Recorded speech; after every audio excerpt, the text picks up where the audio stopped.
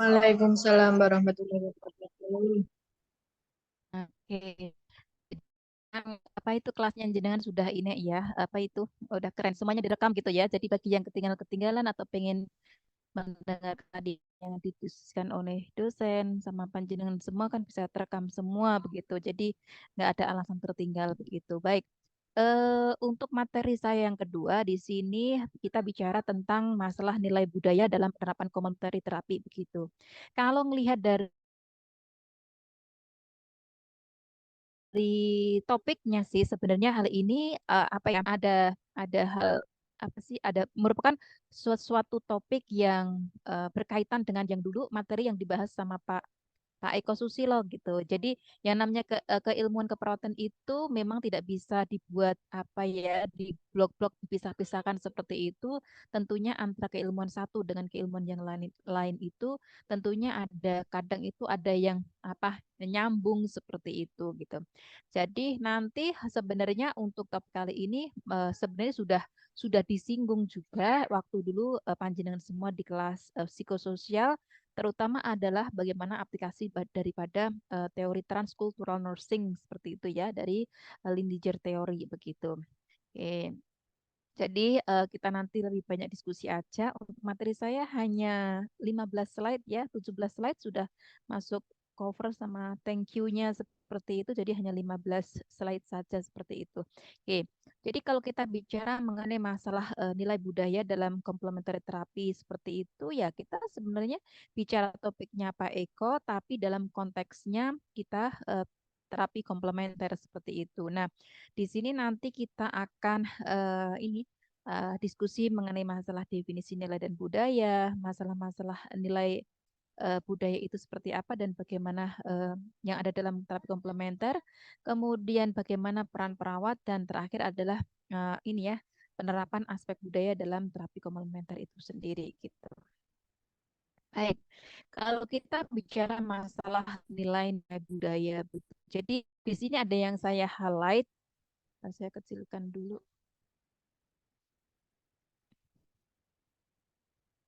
Oke.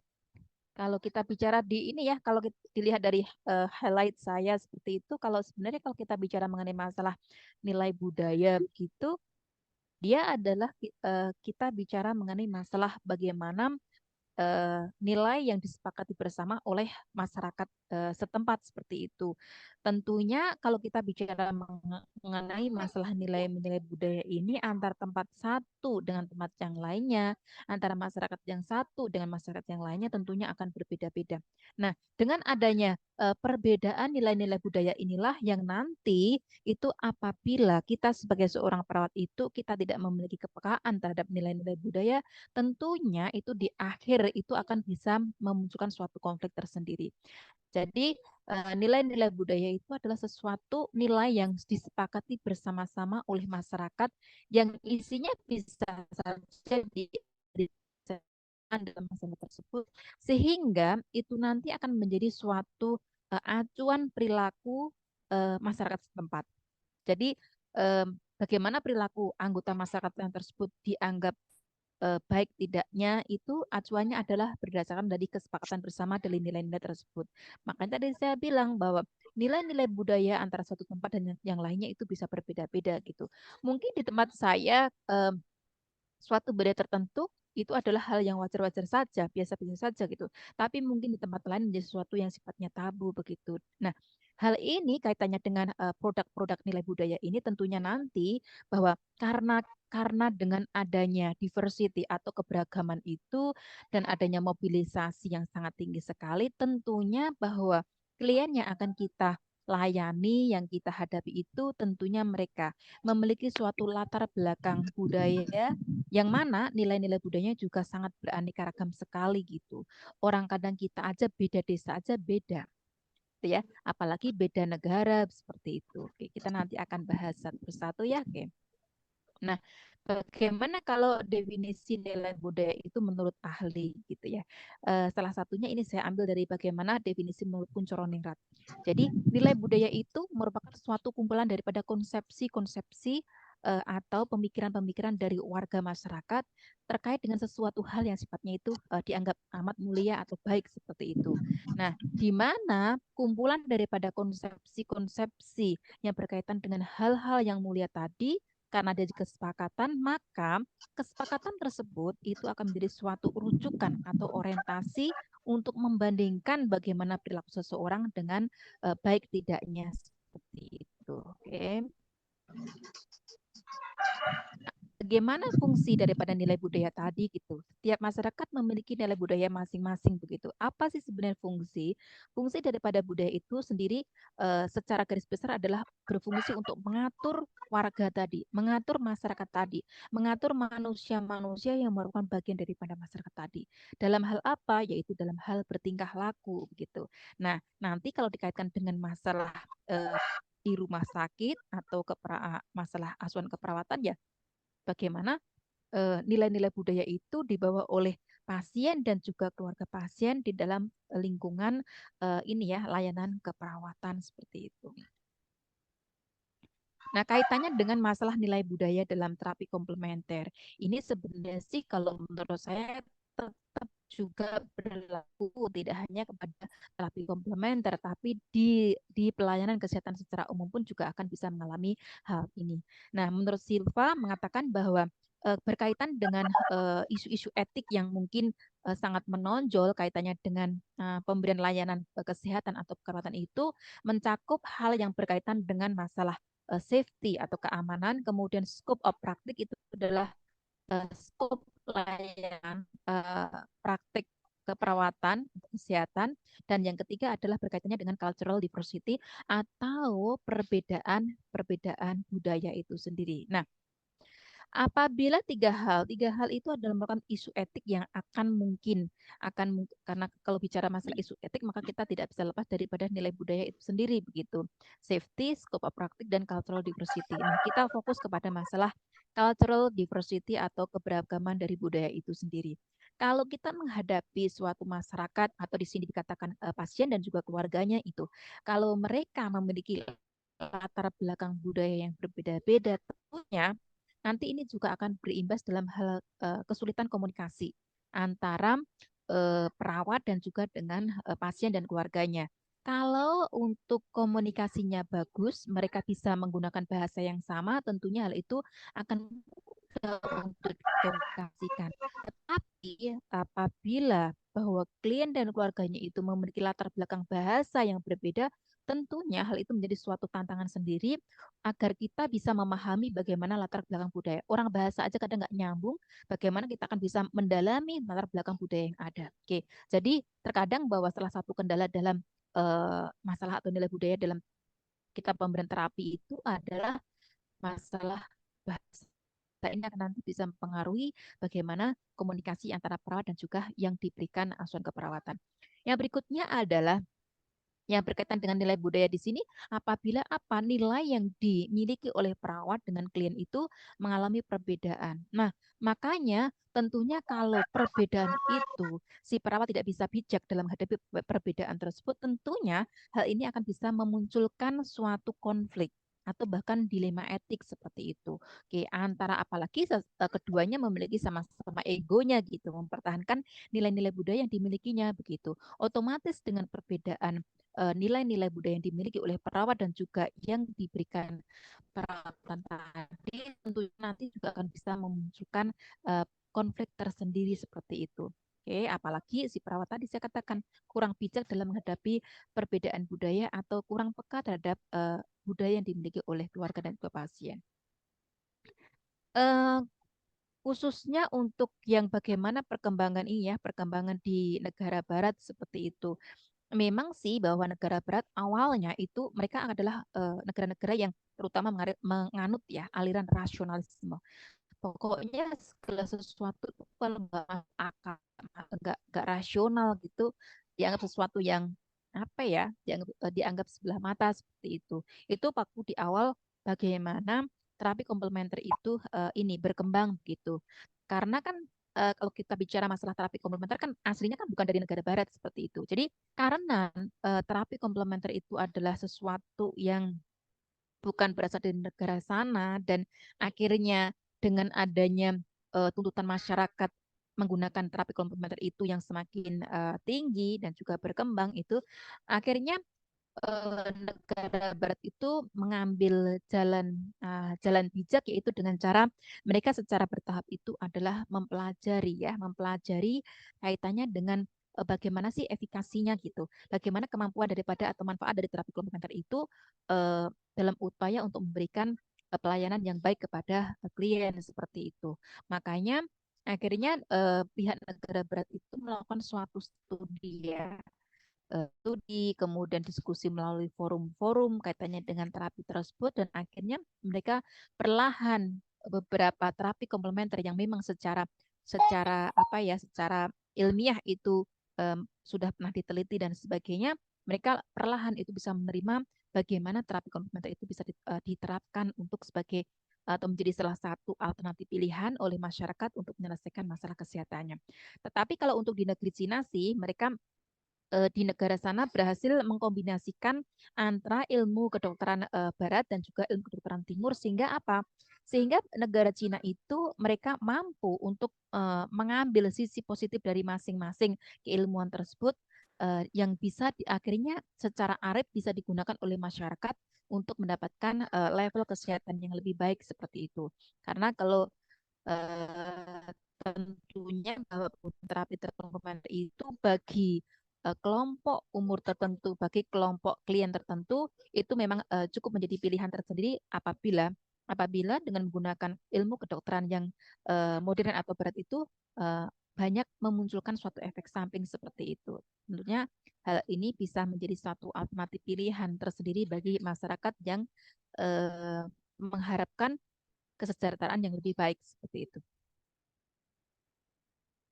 Nah, ini katanya dengan peran perawat ya. Tentunya peran perawat di layanan kesehatan manapun, baik di keilmuan terapi komplementer atau yang lainnya, tentunya sama gitu ya. Baik itu sebagai edukator, konselor, researcher, kemudian giver atau pemberi layanan kesehatan langsung, koordinator maupun advokator dan yang lainnya, ataupun mungkin change of agent-nya itu ya, bisa atau role model dan sebagainya. Tentunya hal ini cuma bedanya kita kaitkan dengan kompleksnya, sorry, maksudnya kita kita kaitkan dengan konteksnya dalam pemberian terapi komplementer begitu. Tentunya nanti kalau misalkan Indonesia itu sudah secara keilmuan itu berkembang pesat dan bisa seperti Cina mengkombinasikan antara keilmuan berat dan juga terapi komplementer itu, tentunya nanti bahwa perawat pun juga dalam menjalankan perannya juga akan sangat ini sekali, kental sekali dengan kaitannya dengan terapi komplementer itu sendiri gitu ya. Di sini caregiver seperti memberi asuhan keperawatan, klien advocate yaitu sebagai pembela ya, pembela di mana berfungsi untuk melindungi bagaimana ini ya hak-hak klien, kemudian sebagai konselor atau ini ya memberikan konseling bimbingan kepada klien, edukator sebagai pendidik, kolaborator di sini adalah menjembatani antara klien dan juga tenaga kesehatan yang lainnya seperti itu. Koordinator di sini adalah bagaimana si perawat itu bisa memfasilitasi dengan sumber-sumber potensi klien yang lainnya seperti itu. Kemudian change agent di sini adalah perawat sebagai pembaharu dalam hal-hal ya, untuk memberikan layanan kepada klien. Khususnya di sini adalah berkaitan dengan terapi komplementer. Jadi dia sebagai si perawat itu bisa menjadi pembaharu dalam sesuatu ini. Contohnya misalkan penggunaan terapi komplementer dalam menurunkan nyeri pada pasien seperti itu. Kemudian sebagai konsultan juga ya untuk memecahkan masalah-masalah yang dihadapi oleh klien.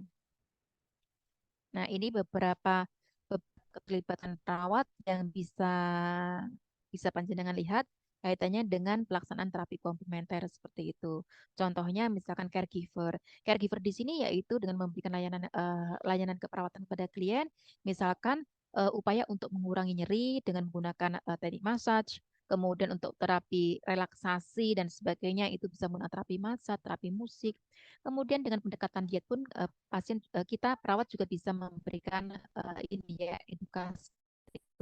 Kemudian penggunaan teknik relaksasi ataupun juga produk-produk yang sifatnya itu natural maupun herbal, kita bisa melakukan edukasi kepada apa?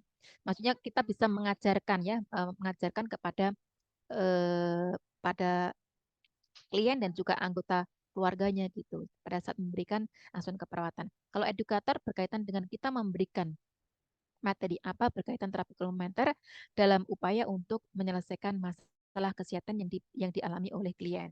Oke. Yang berikutnya kaitannya dengan penerapan aspek budaya dalam terapi komplementer ya. Tadi saya ceritakan gitu bahwa sekarang itu bahwa dengan adanya pergeseran dalam layanan asuhan keperawatan yang dilatar belakangi yang pertama itu bagaimana tuntutan masyarakat kita itu meningkat kaitannya dengan layanan kesehatan, terutama masalah asuhan perawatan ya. Jadi sekarang ini masyarakat yang lebih apa ya kesadarannya atau awareness-nya itu meningkat kaitannya dengan kebutuhan layanan kesehatan. Nah, kebutuhan ini bisa saja baik itu klien yang dalam posisi sejahtera, tapi berusaha untuk mempertahankan kesejahteraannya atau kesehatannya, ataupun mereka adalah pasien-pasien yang memang sudah dalam kondisi sakit dan membutuhkan kuratif dan rehabilitatif seperti itu, bisa saja ya gitu. Di sisi lain juga masalah dengan adanya globalisasi, saya rasa ini sudah disinggung oleh Pak Eko waktu penjelasan materi transkultural nursing ya.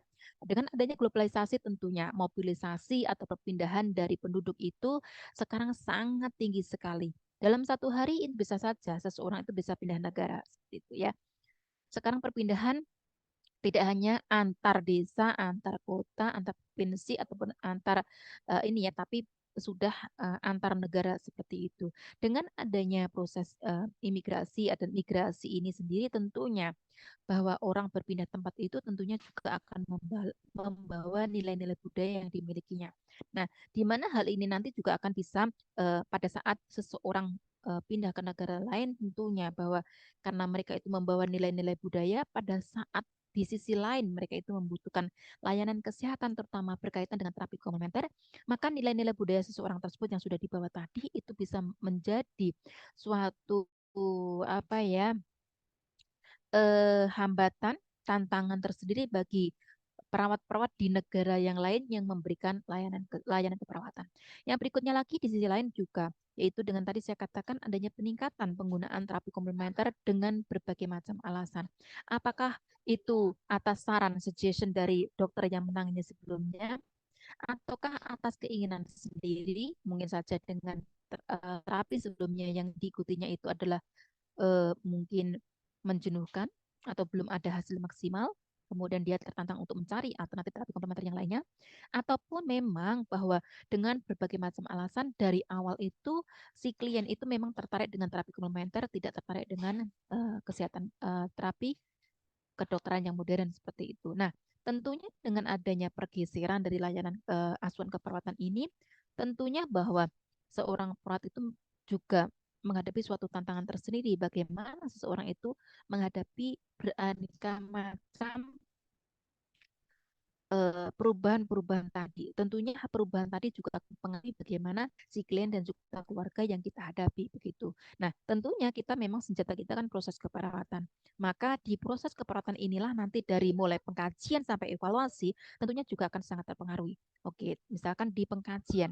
Di pengkajian tentunya nanti ya di penerapan asuhan keperawatan yang peka budaya tentunya saat ini akan sangat krusial sekali begitu. Nah, latar belakang dari anggota klien ya, individu, keluarga, kelompok, komunitas, di mana hal ini juga akan sangat mempengaruhi dalam melakukan pengkajian. Nah, di pengkajian ini tentunya perlu adanya suatu tool yang digunakan untuk asesmen tambahan. Tidak semata hanya mengkaji mengenai masalah bagaimana fisiknya, bagaimana psikologis atau mentalnya, atau kehidupan sosialnya, tapi plus dengan pengkajian-pengkajian yang mengarah kepada peka budaya seperti itu.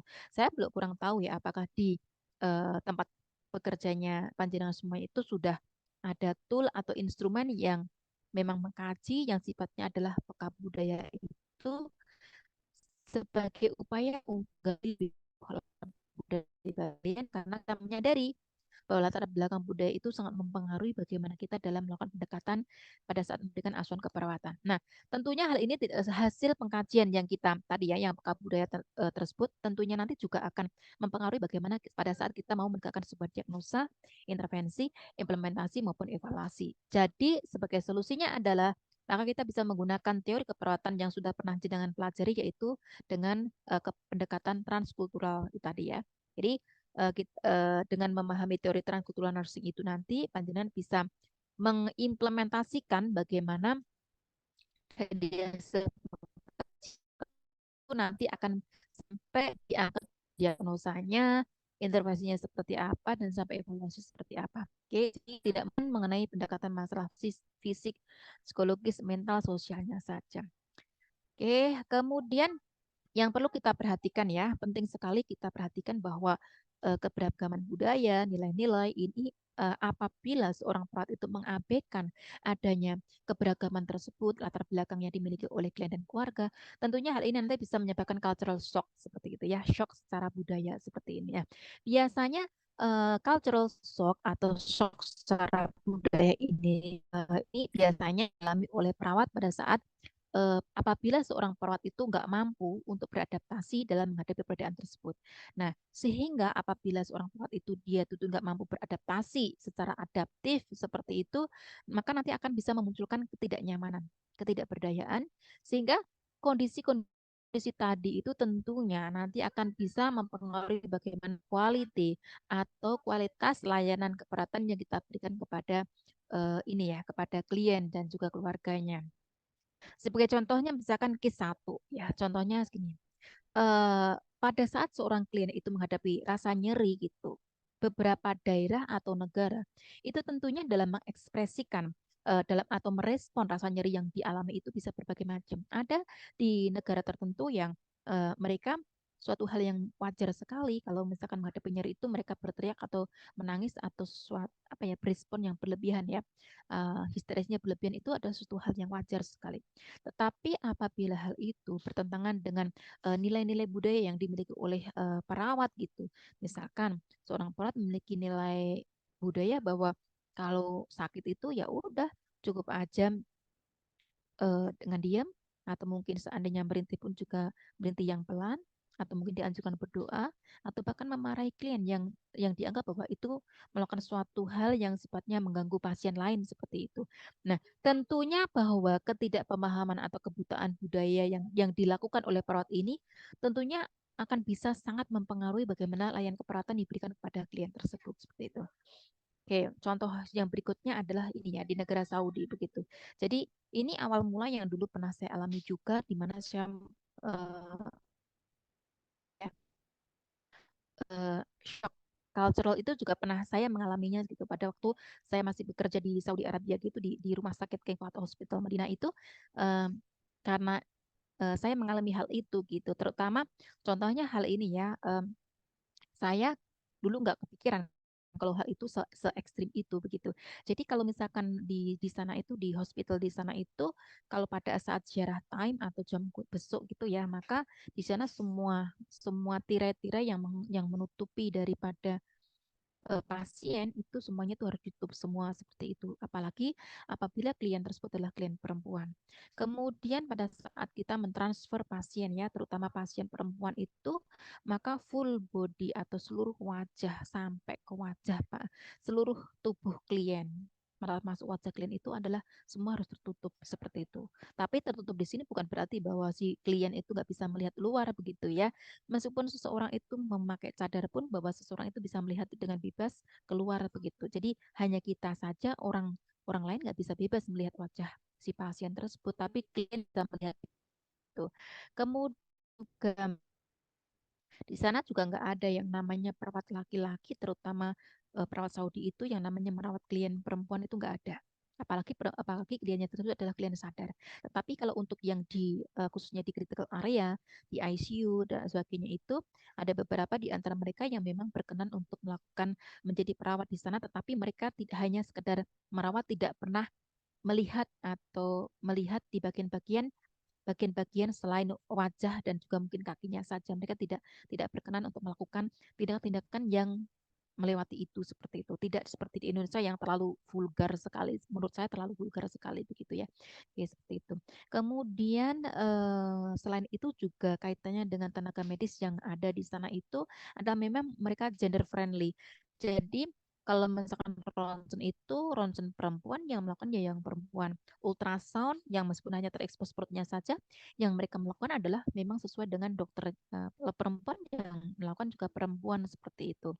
Jadi kemudian termasuk di sana itu layanan-layanan yang sifatnya publik ya, public space itu memang ada side dan juga female side. Baik itu di ibaratnya di ini ya di kafe, warung kayaknya di sana nggak ada warung gitu. Jadi kayak di kafe, di resto dan sebagainya mereka adalah ada male side dan juga female side. Jadi kalau untuk yang female side memang mereka tempatnya tertutup gitu, tidak ada seorang pun hanya perempuan dengan perempuan gitu. Ada yang family side di sana berarti hanya keluarga yang bisa masuk. Kalau family side di sana berarti dalam hanya satu keluarga yang boleh ini. Jadi mereka untuk yang perempuan bisa bebas membuka cadarnya seperti itu. Kemudian termasuk bank pun, bank tuh di sana juga pelayanannya juga bank perempuan sama bank laki-laki itu beda gitu ya. Jadi untuk bank perempuan berarti di sana tidak ada yang bercadar, tidak ada yang semua bajunya adalah bebas terbuka seperti itu. Tapi kalau keluar mereka menggunakan abaya dan juga cadar. Kemudian untuk tempat transportasi pun juga dibedakan ya, antara di dalam bis pun dibedakan mana sisi untuk yang female side, kemudian family side dan juga untuk male side itu bisa berbeda-beda. Di mana hal ini tentu saja sangat berbeda sekali dengan di negara kita ataupun di negara barat. Yang berikut kaitannya dengan beberapa elemen budaya yang perlu kita pahami ya pada saat kita melakukan implementasi intervensi keperawatan. Yang pertama, kita perlu memahami bahwa menilai bagaimana keanekaragaman budaya yang dimiliki oleh klien. Yang kedua adalah memiliki suatu kemampuan atau kapasitas untuk mengassessment, bisa melakukan pengajian yang peka budaya. Yang berikutnya kita perlu menyadari, seorang perawat perlu menyadari bahwa budaya itu bersifat dinamis dan juga inherent ya, sehingga tentunya kita perlu ininya kedinamisan itu adalah sedinamisnya bagaimana pergerakan orang itu sendiri. Jadi semakin dinamis kehidupan seseorang maka tentunya budaya itu akan juga menyertainya. Contohnya lah bagaimana cara orang berpakaian, bagaimana cara orang berpakaian ya pada saat di rumah sakit dan sebagainya itu akan sangat dinamis sekali. Yang berikutnya lagi perlu adanya suatu pengetahuan budaya yang sudah dilembagakan. Tentunya ini menjadi suatu wacana tersendiri bagi di tempat layanan Bapak Ibu semuanya. Bagaimana pengetahuan budaya itu di ini ya bisa dijadikan suatu eh, kajian tersendiri yang perlu dikaji seperti itu, perlu didiskusikan bagaimana pendekatan-pendekatan layanan yang sifatnya adalah culture friendly atau peka terhadap budaya itu sendiri. Yang berikutnya bahwa perlu kita mempunyai suatu kemampuan adaptasi yang terus-menerus. Jadi kita seorang perawat harus memiliki suatu fleksibilitas yang sangat tinggi untuk mengikuti bagaimana keberagaman budaya itu sendiri. Bukan berarti bahwa kita itu mengikuti budaya si klien, enggak. Tapi bagaimana kita melakukan suatu fleksibilitas atau adaptasi terhadap keperbedaan latar belakang budaya itu sendiri. Jadi kalau kita memiliki fleksibilitas otomatis fasilitasi atau fasilitas yang sesuai dengan apa yang diinginkan oleh klien itu sendiri. Akhirnya apa?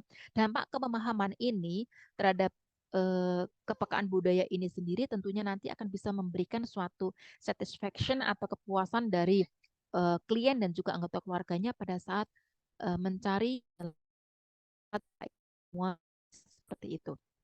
Oke, itu saja dari saya yang kita akan lanjutkan cuma sedikit aja ya dan saya ngebut sekali dan terakhir kita akan lebih bagusnya untuk sesi diskusi saja seperti itu karena hal ini sebenarnya materi tadi yang kita bahas tadi adalah sudah nyinggung dengan materinya Pak Eko Susilo yang berkaitan dengan transkultural nursing seperti itu. Itu saja nggih, monggo saya buka sesi tanya jawab apabila ada hal-hal yang ingin kita diskusikan di pertemuan kali ini. Syukur-syukur kalau udah paham semua. So, ini jadi ini aja sudah tinggal tinggal closing closing saja. Oke, monggo monggo saya persilakan untuk sesi diskusi apabila ada hal yang perlu kita bicarakan seperti itu. izin bertanya Bu Suwanti, Oke, oke, eh, oke, monggo. Oke, kalau terapi komplementer itu apakah sama dengan terapi alternatif nggih, Bu? oke, gitu. Coba Oke. kita baca kembali. Oke, kalau kita lihat bagaimana pengertian daripada terapi komplementer dengan terapi alternatif ya, Mbak, ya.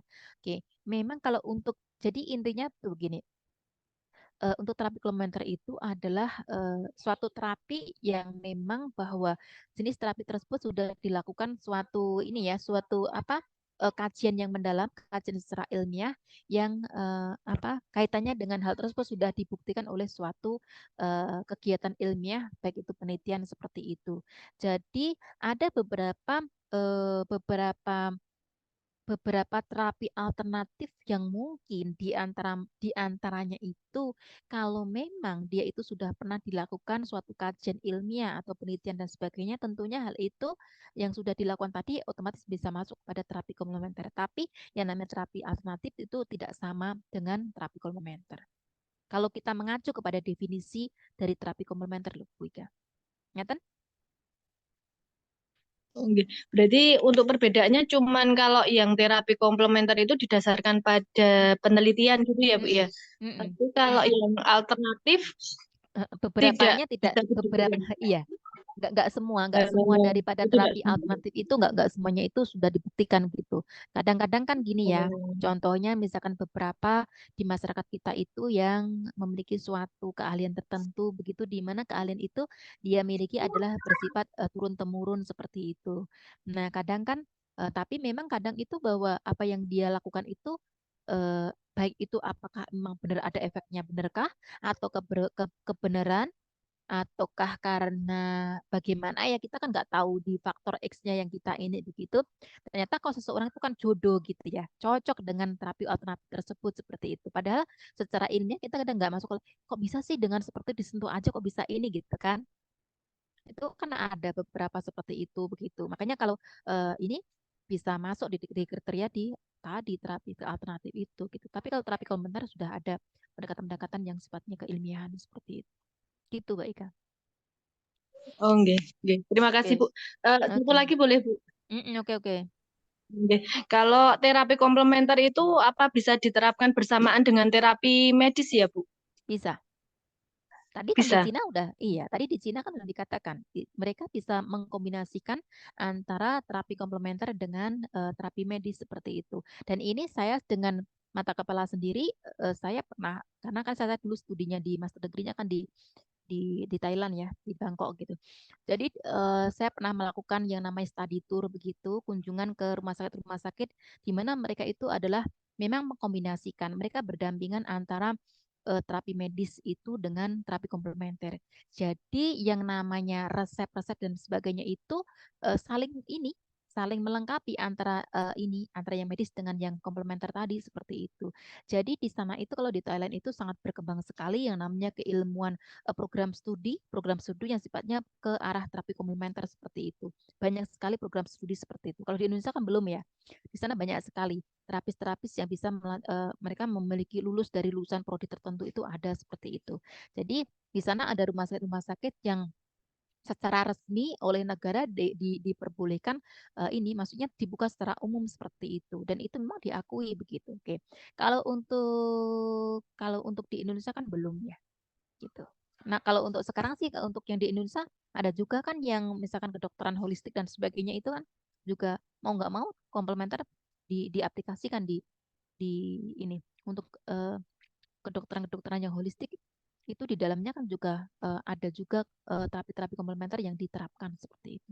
Gitu, Mbak Ika. Oh, nggih. Nggih, Mm-mm. terima kasih Bu Iya. Suwanti.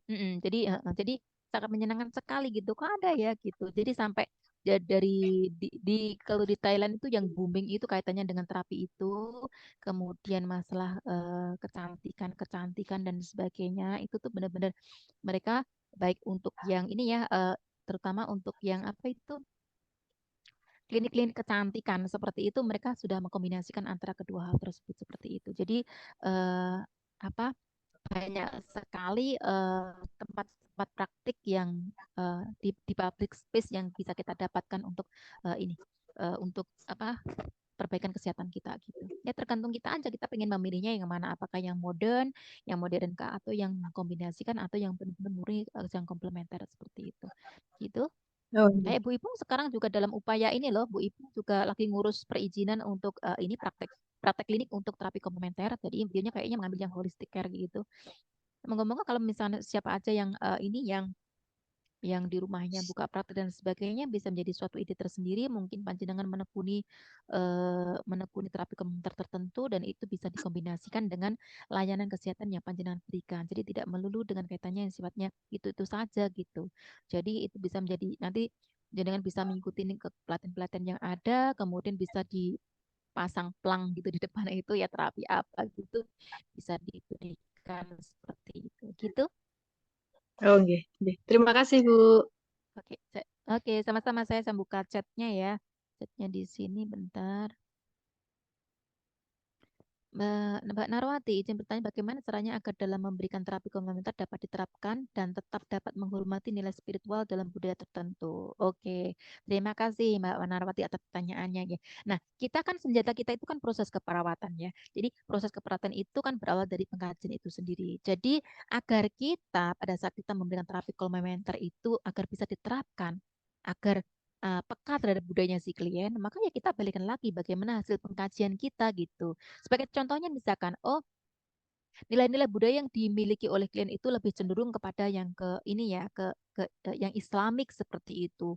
Maka tentunya pada saat kita melakukan pendekatan pada klien, keluarga klien gitu, tentunya ya kita harus ini berusaha untuk ini ya memahami budaya-budaya mereka, bukan berarti mengikuti budaya enggak, tapi kita perlu tahu dulu. Oh, mungkin di awal-awal waktu di awal-awal interaksi dengan klien dan keluarganya itu kita bisa bertanya-tanya gitu. Oh, misalnya kita berbeda keyakinan dan sebagainya. Mungkin kita bisa membuka pembicaraan.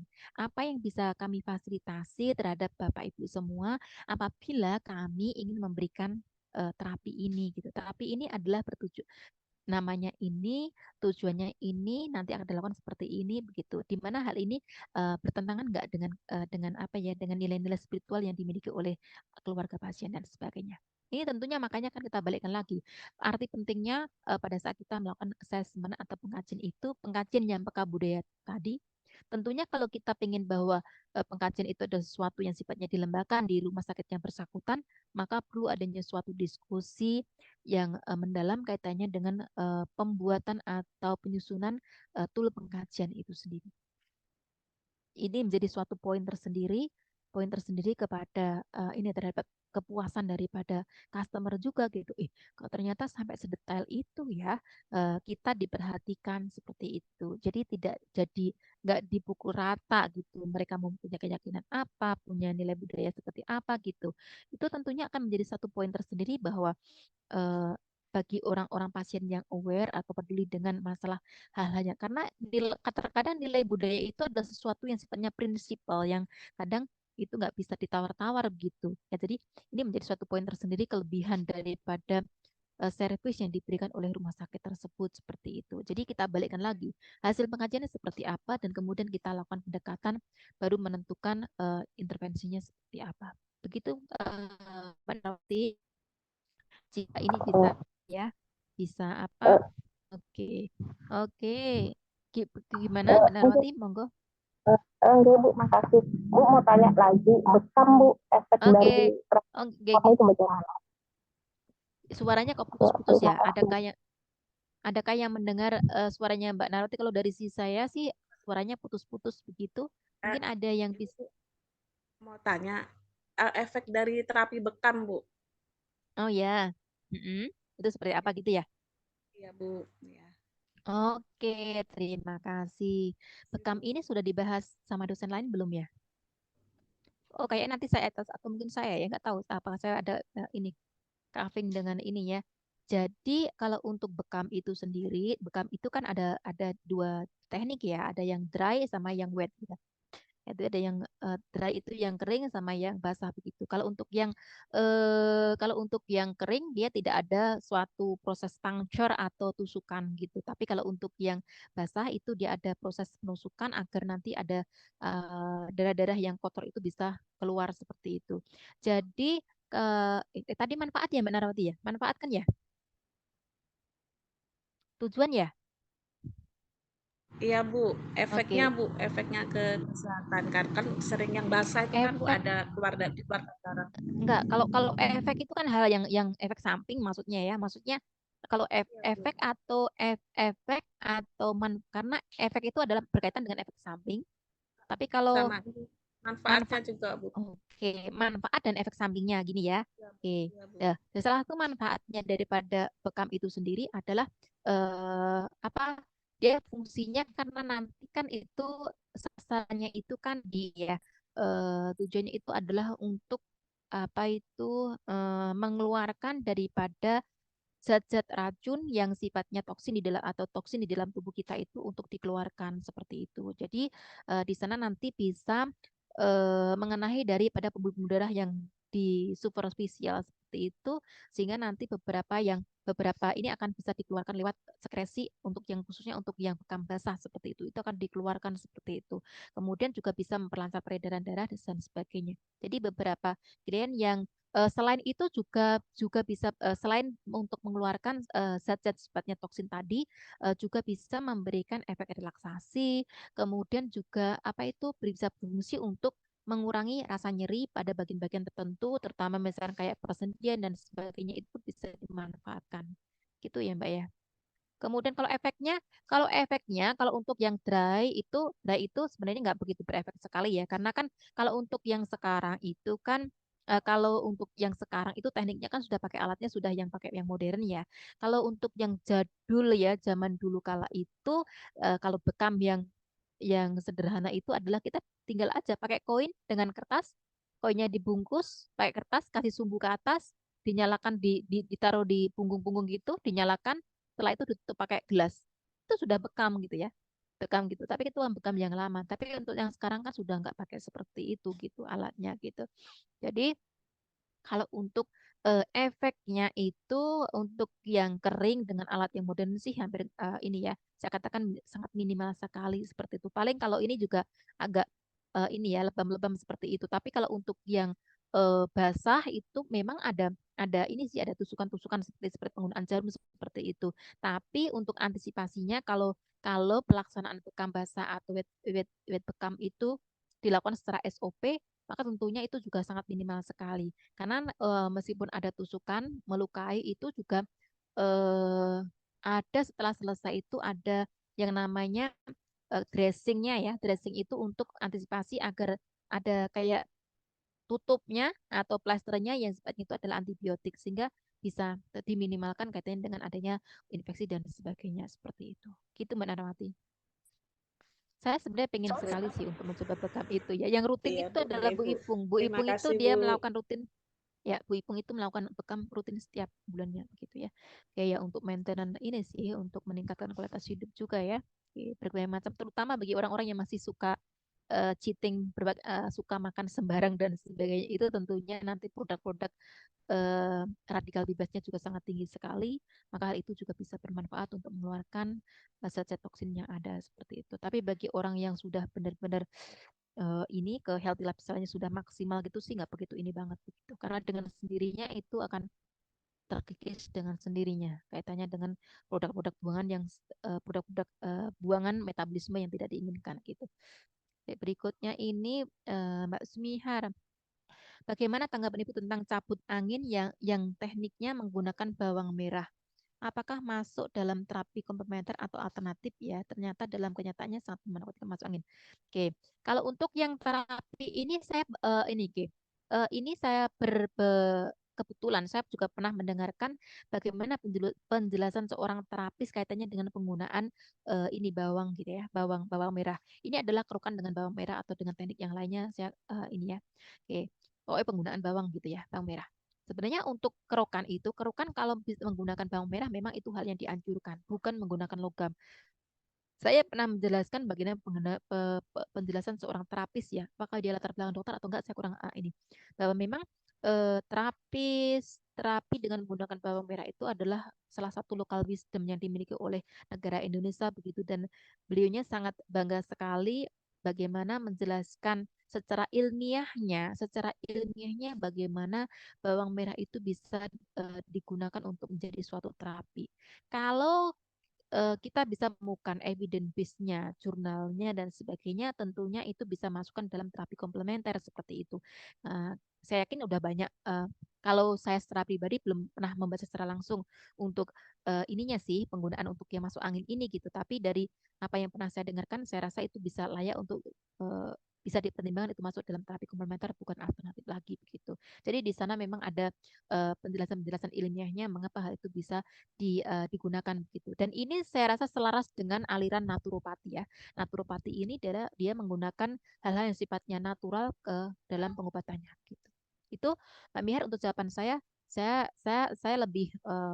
lebih apa ya 90% saya bisa mengatakan kalau itu masuk ke dalam terapi komplementer dibandingkan ke alternatif. Kalau mungkin zaman dulu belum ada evidence base-nya, saya rasa mungkin dulu masih masuk ke alternatif gitu. Gitu Mbak Mihar. Oke, jika ada Baik, hal yang Bu. Terima kasih. Oke, sama-sama. Berikutnya lagi Mbak Mihar, Ahmad Sahrir. Bagaimana kita menghadapi perbedaan nilai budaya yang berbeda? Seperti kita di Papua menghadapi pasien dengan budaya yang sangat keras, dengan mudah mengeluarkan kata-kata kasar, bagaimana menghadapi sehingga tidak terjadi eh, sebentar,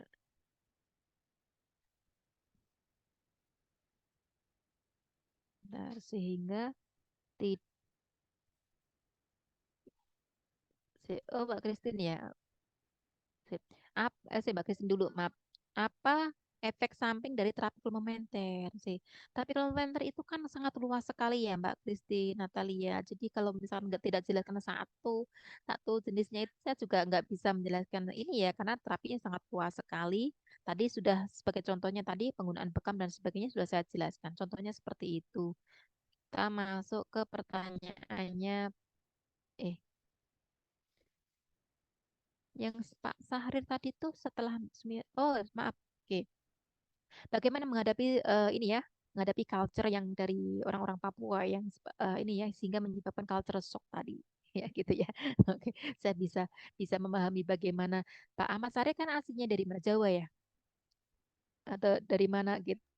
Otomatis Dari Cilacap, Bu. oh dari Cilacap. Masih Jawa lah ya, masih Jawa gitu. Memang beda sih antara Jawanya Cilacap dengan Jawanya Solo itu jelas sangat banget ini gitu ya. Oke, jadi sekarang gini. Bagaimanapun juga dalam kita menghadapi sebuah perbedaan tentunya kita akan sekarang gini, kalau kita memang punya ilmunya, bagaimana mekanisme copingnya itu kita bisa memahami bahwa tentunya bahwa dengan coping yang adaptif itu sangat kita tuntut, kita dituntut untuk melakukan eh, coping yang adaptif dalam menghadapi segala macam stresor itu tadi begitu. Karena kita nggak mungkin dong, misalnya kita menuntut pasiennya untuk yang adaptif dong dalam ininya gitu. Tapi kalau kita memang dari pihak yang orang yang profesional memiliki suatu keilmuan tersendiri, maka tentunya dari kita sendiri adalah bagaimana mekanisme coping yang adaptif itu kita lakukan begitu. Kalau misalnya kita keras dihadapi dengan keras ya nanti malah jadi bermasalah seperti itu ya. Jadi tentunya kalau kerasnya mereka itu kaitannya dengan seperti orang yang ngomong di pantai selatan dan sebagainya, mungkin hal yang sangat wajar sekali karena mereka terpapar dengan eh, lingkungan kehidupan sehari-hari yang ini ya kalau di pantai kalau nggak ngomong keras juga nggak denger gitu kan beda dengan yang kita di Jawa yang lainnya gitu. Nah tentunya adalah yang kita tuntut adalah bukan si pasiennya harus mengubah ke perilaku bagaimana gitu tapi bagaimana kemampuan kita tantangan kita adalah bagaimana kemampuan kita untuk melakukan beradaptasi sebaik mungkin dengan melakukan coping yang seadaptif mungkin terhadap stresor yang tadi begitu ya gitu. Bagi mereka mungkin hal itu wajar, bisa ngomong kata-kata kasar itu wajar begitu. Tapi itu wajarnya kan wajar bagi untuk sesuai dengan nilai budaya mereka gitu. Tapi kan kita punya ini kalau bagi kita mungkin eh, itu sangat kasar sekali, bagi mereka adalah biasa gitu. Jangan kan kalau begitu ya. Antara kosakata orang yang Jawa sini dengan orang Pati aja udah beda banget gitu. Mereka begitu, mereka biasa aja ngomong-ngomong sesuatu hal itu, tapi bagi kita itu kasar banget sih gitu ya. Gitu. Jadi ya tergantung kita sendiri aja sih dari perawatnya kita memang dituntut untuk bisa melakukan adaptasi yang ini yang adaptif atau dengan coping yang adaptif tadi gitu. Ya, berikutnya adalah ke bawahnya adalah Mbak Kristin tadi sudah, Mbak Mariatun. Bagaimana menghadapi pasien yang susah diberi masukan karena masa lebih tahu atau pintar? Nah. Ini adalah kalau seperti ini adalah tentunya merasa pintar atau pintar beneran yang beda begitu ya. Jadi tentunya bahwa untuk menjelaskan di sini adalah tentunya dengan tadi fakta-fakta yang memang dia bisa melihat dengan mata kepala sendiri seperti itu. eh, Kaitannya dengan hal-hal yang sifatnya kita ingin menjelaskan sesuatu yang sifatnya medis, kita tunjukkan saja gitu. Oh, misalkan dia punya pendapat bahwa oh panasnya dia itu karena guna-guna gitu. Ya kita jelaskan pendekatan kita sebagai seorang medis itu adalah seperti apa dan kalau dari sisi kita itu bukti bahwa dari kondisi tersebut adalah kita lihat dari buktinya ini. Oh, ini loh Pak, dari hasil labnya seperti ini. Eh, apa itu kalau seseorang ada di dalam tubuhnya ada mikroorganisme ini itu adalah salah satu yang dikeluhkan adalah seperti ini. Nah, kalau kita sudah menjelaskan dari sisi kita, ya sudah gitu. Mereka berhak untuk memiliki suatu opini yang berbeda begitu. Nah, nanti kita bisa menyarankan kalau memang si keluarga tersebut, orang tersebut masih punya anggapan seperti itu, bahwa oh itu disebabkan karena guna-guna dan sebagainya, berarti kita menyarankan kalau Bapak itu merasa bahwa hal itu disebabkan karena guna-guna, berarti Bapak tidak mencari pengobatannya di rumah sakit, di tempat lain yang dianggap oleh Bapak itu lebih pas. Gitu ya. Jadi kita perlu menjelaskan bagaimana keilmuan kita itu dalam menyelesaikan sebuah permasalahan, baik itu ke masalah yang medis ataupun ilmu keperawatan kita. Gitu Mbak Mariatun. Baik, Bu. Makasih. Oke, gitu ya. Oke, yang berikutnya Mbak Yulia. Oke, mau bertanya apa saja faktor-faktor yang harus dipertimbangkan sebelum memilih terapi komplementer? Oke. Faktor-faktor apa saja yang dipertimbangkan sebelum memilih terapi komplementer? Misalkan panjenengan pengen ini yang saya tangkap ya. Apa sih yang kita pertimbangkan kalau kita memilih terapi komplementer? Nah, oke. Jadi kalau kita pengen memberikan terapi komplementer kepada klien kita gitu. Tentunya kita kan pahami terapi tersebut itu adalah yang pertama tujuannya untuk apa? Tujuannya tersebut ngeklik dengan yang ingin dicapai oleh si pasien tidak. Kemudian indikasinya tadi sesuai ya, indikasi sesuai enggak. Kemudian efek sampingnya kita perlu perhatikan. Apabila si pasien dengan kondisi seperti itu diberikan terapi tersebut kira-kira ngepas enggak? Beresiko tinggi enggak antara antara manfaat yang diinginkan dengan efek sampingnya bagaimana? Karena bagaimanapun juga pemilihan terapi itu adalah kita sebisa mungkin memberikan terapi itu adalah yang bisa memberikan manfaat sebanyak-banyaknya dan meminimalkan efek samping. Makanya bagi orang-orang tertentu misalkan oh karena faktor usia dan sebagainya itu dalam mencari pengobatan itu adalah mencari yang efek sampingnya adalah minimal. Salah satunya adalah dengan penggunaan terapi komplementer tadi. Seperti itu. Kemudian juga kaitannya dengan penggunaan ini adalah secara eh, secara biaya dan sebagainya kira-kira terjangkau nggak oleh pasien. Kemudian secara ini ya apa aksesibilitas nggak cuma biaya tapi aksesibilitas daripada pasien itu bagaimana? Kira-kira bisa enggak? Itu juga beberapa yang perlu kita pertimbangkan pada saat kita memilih terapi komplementer gitu. Jadi jangan sampai ya menurut secara teorinya ini adalah sesuatu yang sangat wow sekali terapi ini, tapi bagi klien itu adalah sesuatu yang sifatnya berat atau mungkin bahkan bertentangan dengan nilai-nilai budaya yang dimiliki oleh klien. Tentunya hal itu tidak bisa kita paksakan kita berikan pada klien begitu. Tentunya kita memilih memang hal-hal secara secara keilmuan itu manfaatnya secocok tapi secara faktor-faktor lain juga memang itu acceptable oleh klien dan keluarganya. Begitu ya Mbak Yudia Nasari. Oke, Bu. Oke. Terima kasih, Bu. Yang lainnya. Oke, Mbak Ika, bagaimana kita menghadapi dan menjelaskan kepada pasien rawat inap yang punya nilai keyakinan tidak boleh pulang di hari Sabtu, padahal hari ini sudah diizinkan. Nah, ada juga seperti itu. Udahlah kita ambil sisi positif. Ada loh ya. Jangankan kalau ini mending kalau pulang gitu. Pulang itu masih menunggu ibaratnya kan tinggal menunggu udah fine, udah sehat, tinggal menunggu pulangnya gitu. Lah ini ada loh dan itu keluarga saya sendiri dari pihak suami ya. Mau masuk rumah sakit kok itu menunggu hari dan jamnya. Ayo keburu koit kan? gitu ya. Ini akan lebih parah lagi gitu. Mau rawat inap masuknya kapan? Lah kok nunggu hari dan juga jamnya. Oh, masuknya harus bakdo luhur atau gimana? Kan sesuatu yang sifatnya sangat ini banget begitu. Kalau seperti ini ya oke lah, kita mungkin aja setelah kita memang menjelaskan kepada pasien oh bahwa kondisinya secara ini ya, kondisinya itu memang secara medisnya dari sisi kita itu sudah semuanya dinyatakan sudah baik. Kami mempersilahkan bahwa sudah diizinkan dari bayi ini adalah diizinkan untuk pulang. Kalau bahwa ternyata bahwa keluarga pasien menghendaki pulang di hari lain, selama hal itu tidak emergensi bednya diperlukan oleh pasien lain, ya monggo kita ya biarkan aja untuk bertambah harinya. Toh itu juga akan menambah income rumah sakit juga gitu kan. Tetapi kan kita yang penting apa? Haknya si pasien dan keluarganya sudah kita berikan. Haknya apa? Berupa penjelasan. Penjelasan-penjelasan itu sudah kita jelaskan. Dan masalah keputusan itu kita balikkan kepada keluarga dan juga pasien. Selama hal itu mereka tidak kontradiktif dengan rumah sakit, it's okay. Kita hargai bagaimana keputusan mereka gitu. Gitu ya Mbak Ika. Cara kita untuk menghormati adanya perbedaan-perbedaan yang ada gitu. Selama hal itu tidak kontradiktif dengan aturan-aturan atau rumah sakit, ya silakan. Itu bisa aja kita fasilitasi sebagai salah satu bentuk respek kepada anggota keluarganya nanti. Yang berikutnya lagi Mbak Putri Dinar. Nanti Ibu lagi ngajar. Tabelnya nyontoh di Bu LKS. Maaf sebentar ya. Ini anak saya lagi pembelajaran online. Mbak Ika tadi sudah. Mbak Putri Dinar. Terus saya scroll ke bawah dulu. Mbak Putri Dinar, bentar ya. Scroll ke atas dulu. Oke. Bagaimana sikap kita sebagai perawat bila dokter belum menganjurkan terapi komplementer tertentu? Contohnya gimana? Oke. Ini kan berikan lagi kepada ini kita balikkan kepada kebijaksanaan rumah sakit begitu.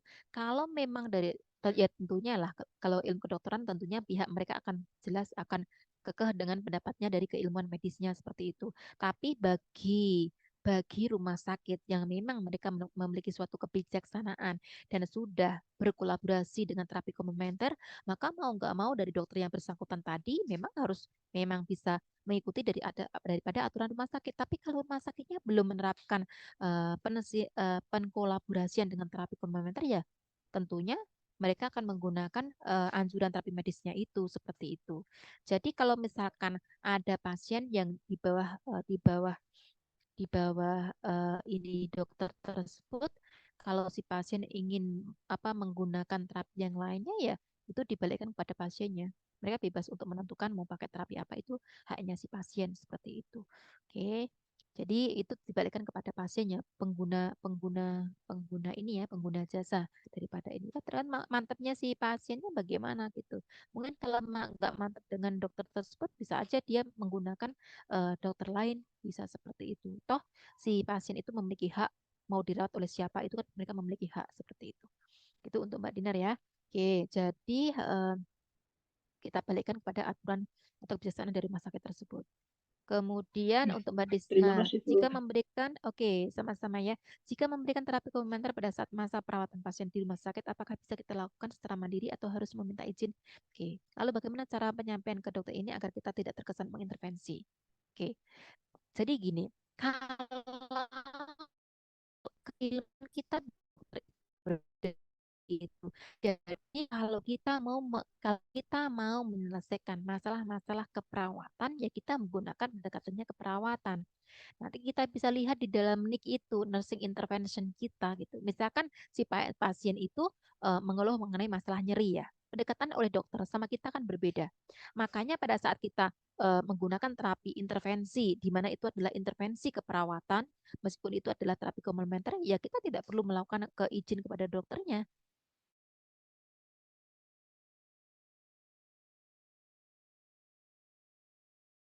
Karena yang kalau untuk medis kan pendekatannya medis, kalau kita keperawatan pendekatannya keperawatan. Maka selama bahwa terapi komplementer yang kita berikan itu adalah memang ada di dalam keilmuan keperawatan, terutama ada di NIC ya, Nursing Intervention Classification atau di kalau versi Indonesianya apa?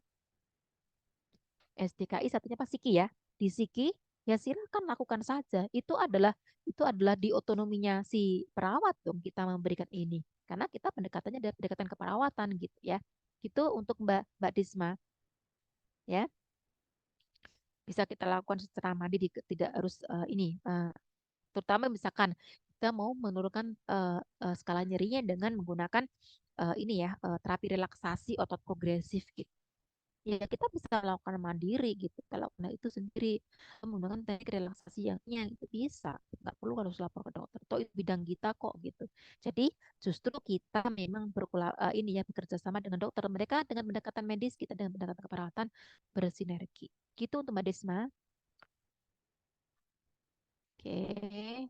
Kita tidak ada mengintervensi satu dengan yang lainnya karena kita punya bidangnya masing-masing seperti itu. Memang sih yang kurang bagusnya apa? Memang di negara kita itu terkesan bahwa dokter itu adalah levelnya di atas kita. Padahal sebenarnya itu bahwa kita dengan dokter itu tuh sama, bermitra sejajar gitu. Jadi karena selama ini yang mungkin bahwa terkesan bahwa dokter itu di atas kita, nah itu yang salah. Jadi kita itu bermitra dengan dokter, selevel dengan mereka gitu. Jadi kita punya pendekatan masing-masing untuk ini. Jadi kita dengan dokter hanya kita bekerja sama kok. Gitu. Oke. Saya rasa sudah selesai. Sudah cukup. Sudah mau menjelang maghrib kalau di sini di rumah saya gitu. Cukup ya. Oke. Oke, cukup ya. Oke, kelas kita bisa diakhiri sekarang. Oke, semoga dari apa yang kita semoga dari apa yang kita diskusikan untuk sore ini bermanfaat buat panjenengan semuanya.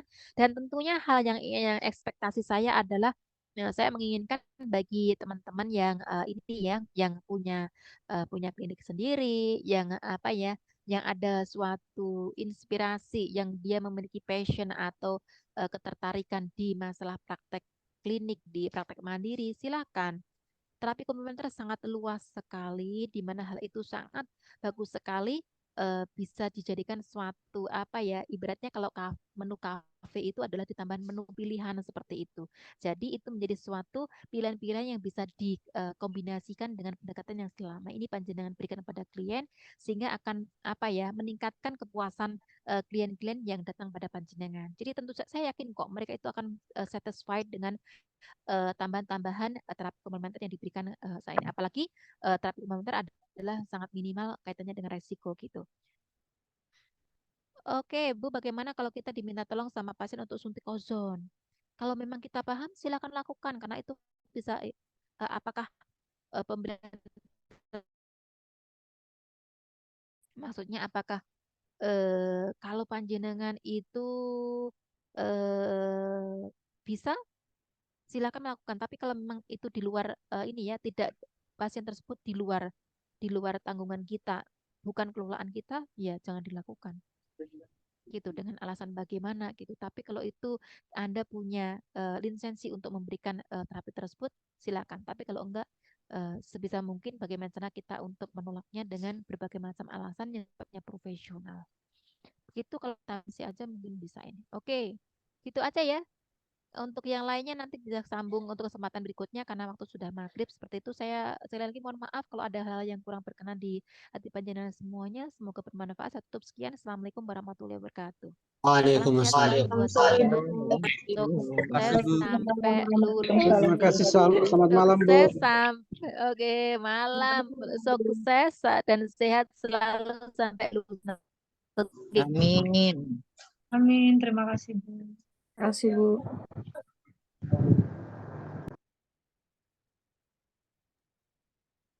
Jangan BSI Sugi.